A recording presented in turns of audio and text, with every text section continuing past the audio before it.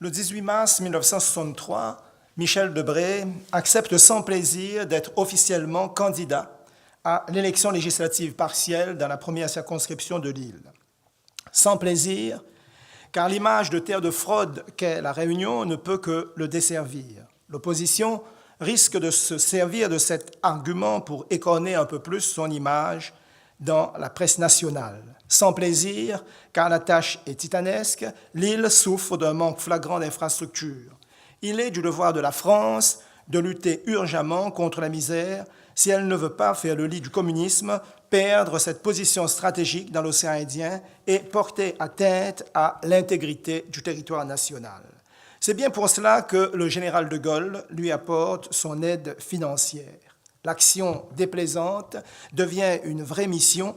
Désormais, la lutte est impitoyable contre l'ennemi autonomiste. Elle est menée sans relâche. Le risque séparatiste ajoute plutôt un autre motif à la longue liste des peurs qui accablent déjà cette île.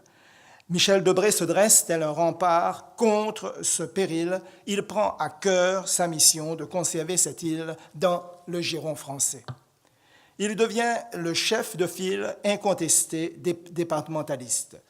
Au cœur de ce combat, il fait corps avec l'île et il finit par traduire son approche positive de l'île par la formule « créole un jour, créole toujours ». Lorsque les communistes remisent leur mot d'ordre d'autonomie après la victoire de François Mitterrand à la présidence de la République française, la droite locale s'émancipe et se sépare de l'homme providentiel en 1988. À partir de 1963, Michel Debré veut sortir l'île du marasme, la faire entrer enfin dans le XXe siècle en la plaçant sur le chemin du progrès technique et économique. Il cherche manifestement à l'élever en diminuant les écarts entre ce département ultramarin et les départements de l'Hexagone. Si une telle mission est le propre de toute politique depuis 1946, il faut admettre que celle-ci n'a pas été remplie correctement jusqu'ici, puisque l'état déplorable de l'île est reconnu unanimement. Comment Michel Debré est-il passé de l'adhésion à l'île sans plaisir à cet attachement viscéral? Son affection pour la Réunion, terre de mission, terre de rebondissement, terre de transcendance, terre de mue, semble puiser ses racines à trois sources: la prise de conscience du fait créole, le patriotisme exacerbé des Réunionnais, dont a parlé tout à l'heure déjà Gilles Gauvin, et les images instillées par le dossier informatif sur l'île lors de sa visite en compagnie du général de Gaulle en 1959. Document que je remercie bien sûr Gilles Gauvin de m'avoir fourni. Et c'est à partir d'une partie de mon travail est basée sur l'étude de ce dossier informatif. La première source semble être la prise de conscience du fait créole apparue au moment de sa prise de contact avec le sol réunionnais. Depuis le début de la colonisation française, celui qui est né dans l'île est réputé créole. La naissance crée l'appartenance à l'île et attribue cette identité. De fait, le nouvel arrivant est l'étranger. Dans les années 1960, celui-ci est vécu comme le compte-nation, c'est-à-dire il n'est pas de la nation française, et le français est qualifié de oreilles, ce qui signifie qu'il est un être différent par sa manière de parler, son genre de vie, ses mœurs. Il ne se mêle pas aux autres. En tant qu'homme politique, Michel Debré a besoin des suffrages de tous, de l'humble aux favorisés par la fortune. L'étiquette de oreilles lui est préjudiciable. En revendiquant le titre de créole, il ne veut pas seulement dire qu'il est chez lui, à La Réunion, ou qu'il se sent chez lui, mais qu'il est comme les autres, qu'il s'identifie aux autres. Chaque bain de foule est l'occasion pour lui de renforcer cette mue et de se rapprocher un peu plus des plus humbles, des Réunionnais, de sceller les liens avec ses habitants, de devenir inoubliable. Il est leur représentant. Pour reprendre une expression créole signifiante, il ne se considère pas comme une pièce rapportée, comme un corps étranger. Cet aveu n'est pas un slogan politique comme un autre, avancé pour plaire à tous ceux qui sont à l'affût de mots d'esprit percutants. Il s'agit plutôt d'une confidence exemplaire qui traduit un sentiment profond.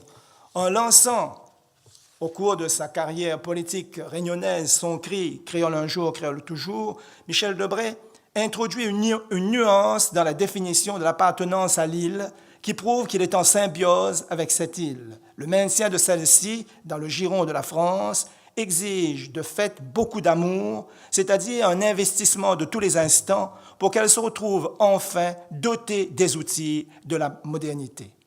L'île, par sa géographie, avec son piton des neiges, appelle chaque Réunionnais à la transcendance. Sa devise, Florebo quocunque ferar, inclut brillamment cette notion de transcendance. Partout où il se trouve, dans son île ou ailleurs dans le monde, le Réunionnais ne doit avoir qu'une ambition, faire honneur à son île, remplir sa dette filiale envers elle. Michel Debré se sent créole et fier de clamer ce titre, car en modernisant une agriculture archaïque, en construisant des routes, des écoles, des cantines, des cités scolaires à Saint-Denis, au Tampon, à Saint-Louis, à Saint-Benoît, des centrales hydroélectriques, des dispensaires, des stades omnisports, un théâtre à Saint-Gilles, en éradiquant des bidonvilles, en agrandissant le port de la Pointe-des-Galets à l'aéroport de Gillot, en assurant la liaison hertzienne directe avec la métropole, en y implantant la télévision, en garantissant le prix du sucre, les salaires versés par les finances publiques au travers des dépenses d'équipement, la sécurité sociale et les allocations familiales alimentées par le régime national, l'assistance médicale gratuite largement diffusée aux frais du budget de l'État, il vise à améliorer les conditions de vie des habitants de cette île, il contribue à leur ouverture sur le monde, il raccourcit les distances entre eux et les autres, il agit pour faire grandir cette île, et pour effacer à sa manière l'étiquette de terre moyenâgeuse affublée par tel journaliste français à l'aube de la départementalisation. Le professeur Jean Bernard, faisant l'éloge de Michel Debré, traduit la situation catastrophique de l'île en 1963 en affirmant que l'île était alors encore primitive, que rien n'avait vraiment changé depuis le début de la colonisation, puisqu'on pouvait admirer les cirques volcaniques, les forêts tropicales avec les papillons aux 100 couleurs, l'orchidée libre, enfin dans l'arbre, les eaux bleues où nagent agiles les tortues de mer. Cette transformation ne peut s'effectuer d'un coup de baguette magique. Elle exige beaucoup d'efforts et du temps. Parce qu'il désire le meilleur pour l'île, après avoir défini ce qui est bon pour elle, il avance vaillamment sous les feux des critiques. Il ne cède pas et ne dévie pas.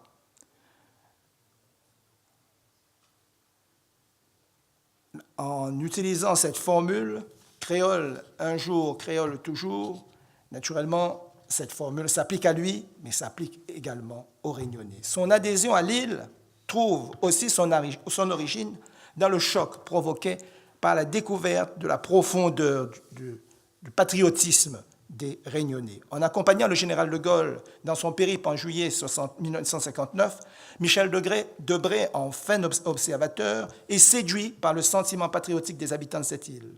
Ce fervent républicain est enthousiasmé quand il les entend applaudir le général de Gaulle en criant « Vive la patrie !». Il est singulièrement touché par ces mots remplis de sincérité, car ces hommes qui sont alors en face de lui sont certes sur leur 31, car ils ne voient pas tous les jours un patriote résistant de cette envergure, devenu de surcroît président de la République, mais ils portent les stigmates de la misère. Ce sont des métis, pour la plupart des descendants de Malgaches, d'Indiens, d'Africains, de Chinois et d'Européens, qui ont été marqués au fer chaud de l'histoire de l'esclavage, puis de l'engagisme. Tous ces systèmes d'exploitation de l'homme par l'homme qui se sont emboîtés et qui charrient la rancœur auraient pu faire d'eux des aigris, des révoltés qui honnissent à la métropole lointaine parce qu'elle a tardé à abolir ces systèmes et à les reconnaître en tant que citoyens. Il est stupéfait par leur capacité de résilience en découvrant leur attachement à la patrie française. Michel Debré sait que, par 2 fois au moins, malgré leur grande misère, ils se sont présentés massivement à la caserne Lambert pour remplir leur devoir envers la patrie en danger. Lors du déclenchement de la Première Guerre mondiale, puis lors de la Deuxième Guerre, ils ont répondu présents et ont été prêts à donner leur vie pour la France. Leur geste mérite récompense. Dès lors qu'ils ont rempli leur devoir, lorsque la France souffrait par la guerre et l'invasion, il estime qu'il est de son devoir d'agir pour que la France exprime sans retenue sa reconnaissance envers eux. La loyauté des Réunionnais exige en contrepartie un sérieux effort de solidarité nationale.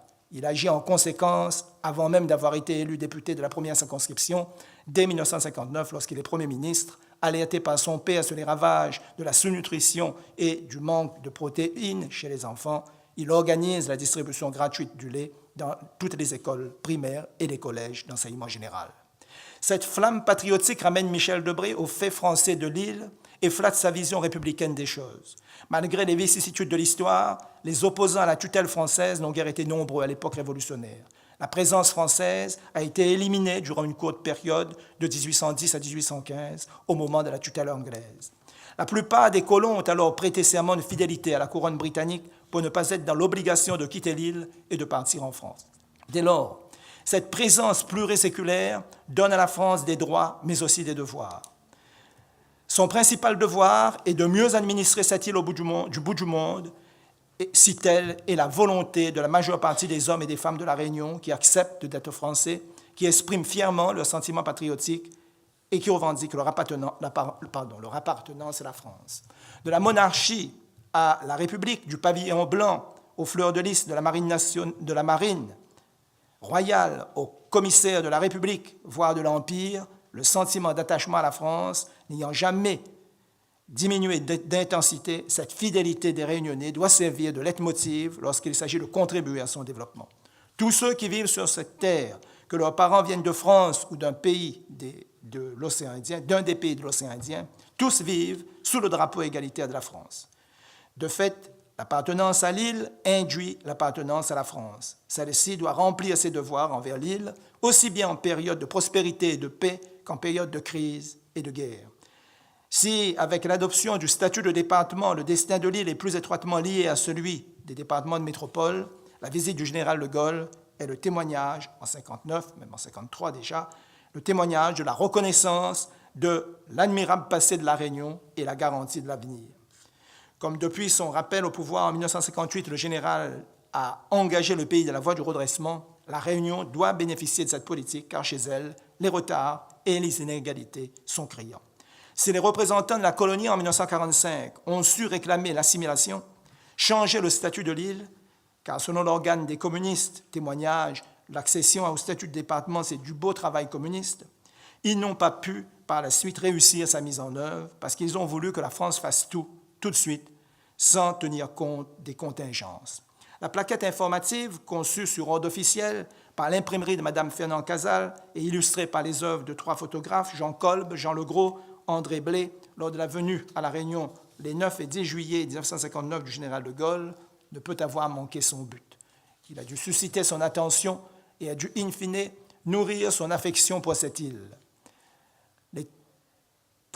Les 3 pages synthétiques finales concernant sa géographie, son histoire, son économie, étaient utiles pour la définition de la politique à mettre en œuvre, mais étaient guère de nature à atteindre un autre résultat. Par contre, les textes choisis obéissent à une logique plus noble. Chaque auteur a sa fonction. Chacun délivre un message particulier sur l'île, sa nature, ses paysages et rarement sur ses habitants. Pour attester que l'amour de l'île ne se décrète pas, il n'est pas limité qu'aux personnes nées dans l'île. Les référents ne sont pas forcément réunionnais.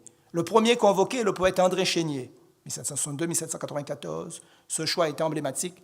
Il porte à se souvenir que la Révolution n'a pas charrié que le bon grain, puisque ce jeune auteur a été victime de la terreur. Les 13 vers de ce poète célèbrent essentiellement la beauté de l'île, Bourbon, île volcanique surgie des mers, et de fait, fille d'Amphitrite, déesse de la mer, épouse de Poséidon. Sa beauté est telle qu'elle a pu ravir sans mal la place de Paphos, ville ancienne du sud de l'île de Chypre, célèbre pour son temple d'Aphrodite, et même celle de Cnide, ville grecque d'Asie mineure, située au nord de l'île de Rhodes, sur les côtes de la Carie, l'actuelle Turquie, dont la fondation est attribuée à des Spartiates, et célèbre par son temple d'Aphrodite, abritant la célèbre statue de la déesse réalisée par le sculpteur Praxitèle. Bourbon a toutes les qualités, l'éclat de son ciel, la chaleur de son sol, la pureté de son soleil, même ses fleurs font d'elle une terre exemplaire. Tes cieux ont plus d'éclat, ton sol plus de chaleur, ton soleil est plus pur, plus suave tes fleurs. C'est manifestement une invitation à la visite. Comme toutes les îles tropicales, elle peut subir des raz-de-marée, des cyclones dévastateurs, des tremblements de terre, des éruptions volcaniques. Tout ce qu'il souhaite, c'est que cette nature reste calme. Ce poème d'André Chénier est complétée par une vue de la mer prise dans une zone de grève de la côte est avec un pendanus. Tous deux diffusent l'image d'une île peu agressée depuis son occupation définitive. En réalité, les aménagements ont déjà modifié cet environnement. Un service des eaux et forêts a d'ailleurs été instauré le 8 avril 1853 pour interdire les occupations illicites. Le souci premier des aménageurs doit être de garder intacts les paysages authentiques de l'île. Le deuxième document est puisé dans Voyage ancien de l'historien Albert Lougnon. C'est un extrait d'un récit du Hollandais William Bontekoe après un voyage aux Indes orientales qui met en exergue le caractère français de l'île. Avant la prise de possession de l'île par les Français, il y passe en 1621 21 jours de pur bonheur. L'expression « il n'y a point de peuple dans l'île » est surlignée en gras intentionnellement par le compositeur du dossier afin de faire ressortir les droits anciens et incontestables de la France sur cette île. Dans cet espace où les trois éléments sont en symbiose, le minéral, le végétal et l'animal, les premiers habitants disposent avec elle d'un parfait hôpital. Les oiseaux, les tortues, les poissons, les palmistes leur donnent tout pour revigorer les corps fatigués par le voyageur. Le poète élégiaque saint-paulois Évariste de Pargny est exploité pour définir Bourbon en tant qu'île volcanique. Le très court extrait d'une de ses élégies, puisqu'il s'agit de 4 vers, apparaît comme une mise en garde. Cet auteur est convoqué pour refléter l'impossible mise en valeur de certains coins de cet espace où les arbres sont rares et les oiseaux aussi. L'homme ne peut pas tout. Dans cette île, tout l'espace non aménageable peut être visité par des touristes avides de découvertes de sites exemplaires. La vue d'un paysage volcanique calciné, parsemé de quelques touffes d'acacia, conforte à merveille le message délivré par le poète. Le deuxième auteur réunionnais choisi est le parnassien dionysien Léon Dierx. Les 8 vers des Philao retenus reviennent sur des paramètres mis en relief par les documents précédents. Il célèbre toujours la beauté de la nature, l'air tropical chaud, la végétation luxuriante, mais il insiste sur le bruit de la mer, sur les sables. Cette île est île, elle doit faire bon ménage avec la mer qui l'environne. La photographie de l'ouest de l'île avec ses 3 barques à rames de pêche artisanale traduit l'idée de la primitivité du décor, du caractère traditionnel des outils employés par les pêcheurs, de l'effort à fournir pour moderniser ce secteur d'activité. L'espace sauvage, non mis en valeur, est si important que tout est encore possible. Il pose l'île comme un espace ouvert qui ne doit négliger nullement la mer pour enrichir son bol alimentaire et assurer la circulation des biens et des personnes. Les romanciers Marius et Harry Leblond sont subjugués par eux aussi par la beauté sublime, paradisiaque de l'île.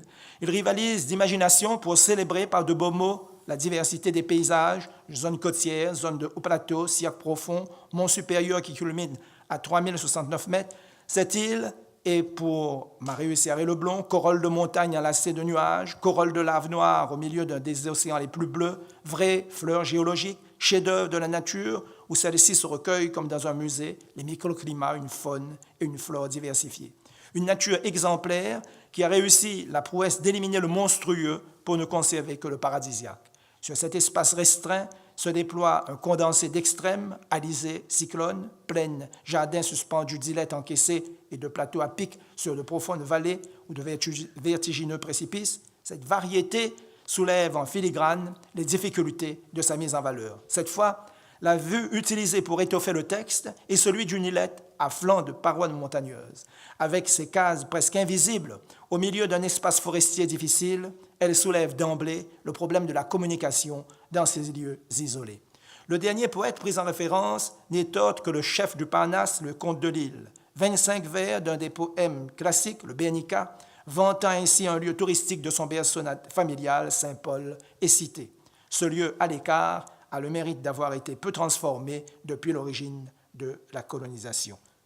Il est un lieu sauvage, au rêve hospitalier, qui, dès le premier jour, n'a connu que peu d'hôtes. Le bruit n'y monte pas de la mer sur les côtes. Ni la rumeur de l'homme, on n'y peut oublier. Parfois, hors des fourrés, les oreilles ouvertes, l'œil au guet, le col droit, et la rosée au flanc, un cabré voyageur, en quelques bons alertes, vint boire aux cavités pleines de feuilles vertes, les 4 pieds posés sur un caillou tremblant. La vue est cette fois celle de la cascade du Bernica, mise en peinture par Adolphe Leroy et Ménardeau. Elle offre un cliché touristique et cherche à rappeler que cette île contient des trésors susceptibles de satisfaire une clientèle touristique à la recherche de l'authenticité. Évidemment, ces documents ne sont pas là pour provoquer le rêve. Ces grands auteurs rappellent chacun les dures réalités de la vie quotidienne de cette île, des extrêmes et de la démesure. Tout politicien ne peut les ignorer. La maîtrise de ces spécificités est nécessaire à qui veut définir une politique rigoureuse, adaptée aux réalités locales. Il ne s'agit pas de plaquer sur elle les projets définis sous d'autres cieux. Pour conclure, je dirais qu'à partir de 1959, pendant 25 ans, l'avenir de la Réunion est l'un des soucis constants du député de la première circonscription, Michel Lebré. Il s'emploie à mettre toute son énergie et son volontarisme politique au service d'un ambitieux programme de développement de cette terre de l'Indiane-Océanie, en manifestant constamment son souci de relever le rang de cette île parmi les autres départements français. Il ne veut pas seulement manifester la générosité de la France envers une île lointaine qui lui permet d'assurer son rayonnement dans la zone indiano-océanique, il veut la faire rayonner, il veut figurer parmi ses dignes fils, il veut remplir sa dette filiale envers elle, il veut être créole. Je vous remercie.